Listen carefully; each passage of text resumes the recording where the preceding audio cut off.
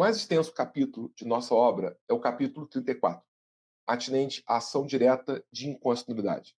Pretendi dividir o capítulo 34 em 4 partes: legitimidade, cabimento, liminar e decisão. No tocante à legitimidade, apresentei-lhes a distinção feita pelo Supremo Tribunal Federal entre a legitimidade ativa universal e a legitimidade ativa especial, conforme seja ou não exigido do demandante que se demonstre pertinência temática, interesse processual, esse vínculo de pertinência entre função e tema. Função desempenhada pelo demandante, tema sobre o qual versa a ação direta de inconstitucionalidade. Em seguida, abordamos o cabimento dessa importante ação, decompondo em parâmetro e objeto. Parâmetro é a norma constitucional, norma em relação à qual se faz o controle de constitucionalidade. Objeto é a norma legal, norma sobre a qual se faz o controle de constitucionalidade. Quero relembrar-lhes que o parâmetro da ação direta de inconstitucionalidade é a Constituição Federal em vigor, e o objeto da ação direta de inconstitucionalidade é a lei ou ato normativo, federal ou estadual.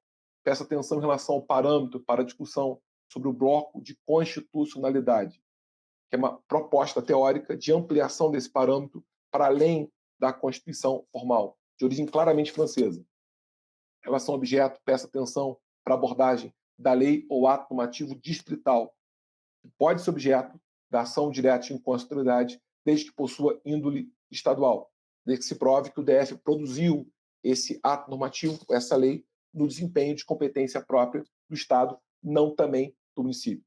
Peço também atenção especial para a questão ligada à revogação intercorrente no curso do processo, sobre parâmetro e sobre objeto.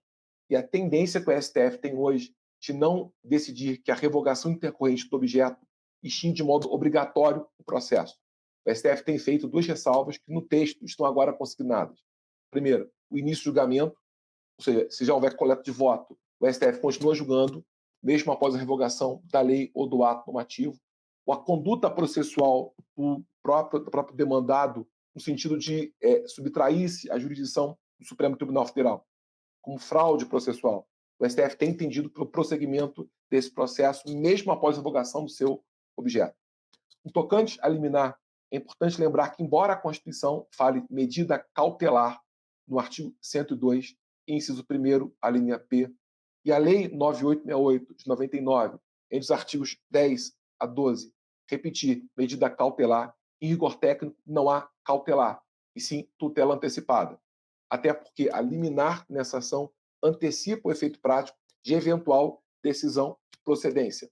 Satisfaz com antecipação a pretensão que se deduz perante a mais alta corte do país, que é o Supremo Tribunal Federal. Ao final, no tocante à decisão, dividimos essa matéria em 2 partes: a eficácia pessoal e a eficácia temporal. Efeito em relação ao tempo. Antes disso, efeito em relação às pessoas.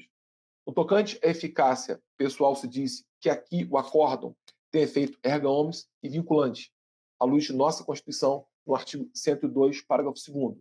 E abordamos profundamente o que vem a ser efeito vinculante. E até institutos conexos a esse efeito vinculante, como, por exemplo, o overruling e o backlash.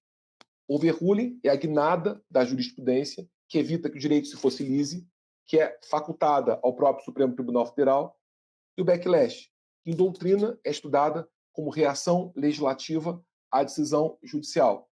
E no Supremo Tribunal Federal recebe o nome de ativismo congressual.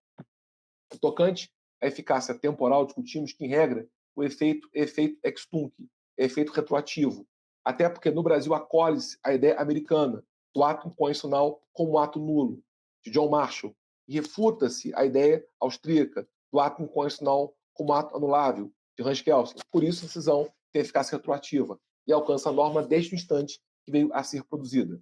Mas abordamos técnicas de decisão, aliás, expressão alemã. Na Espanha, chamam-se decisões de calibragem. Na Itália, chamam-se decisões manipulativas, decisões intermediárias ou decisões criativas, que o Brasil tem feito alusão a elas em várias passagens, com destaque especial para a modulação da eficácia temporal da decisão de inconstitucionalidade, para a interpretação conforme a Constituição e para a declaração parcial de inconstitucionalidade sem redução de texto. Tudo isso à luz da Lei 9868 de 99, artigos 27 e 28, parágrafo único. Em síntese, essa é a temática própria do capítulo 34, que aborda com profundidade a ação direta de inconstitucionalidade.